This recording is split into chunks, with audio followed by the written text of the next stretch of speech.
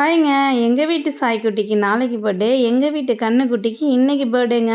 ஆமாங்க, எங்க வீட்ல மாடு கன்று போட்டிருந்துச்சு. அப்பா சீம்பால் வந்து எடுத்து வந்திருந்தாரு.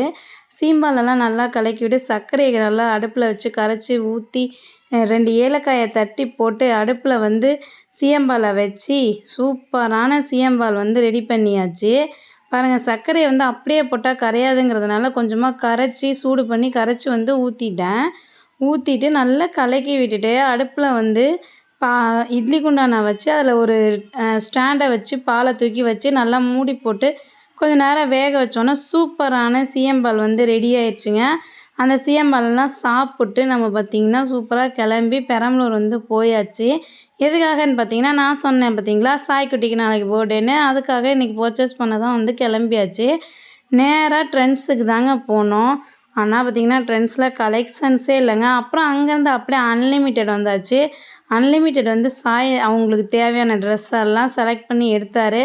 எடுத்து முடிச்சுட்டு அப்படியே பில்லை போட்டு பக்கத்துலேயே ஒரு ஹோட்டலுக்கு போய் நூடுல்ஸு, பரோட்டா, சிக்கன் ரைஸு அப்படின்னு சொல்லிட்டு எல்லாமே வாங்கி ஷேர் பண்ணி சாப்பிட்டு அப்படியே அங்கேருந்து கேக் டேக்கு வந்து போனோம்.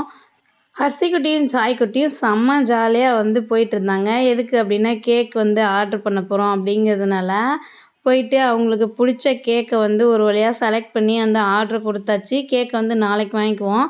சாய்க்குட்டியோட பர்த்டேக்கு நாளைக்கு எல்லோரும் விஷ் பண்ணிவிடுங்க. நாங்கள் அப்புறம் எந்த கேக் வாங்கியிருப்போம்னு சொல்லி கமெண்ட் பண்ணுங்கள்.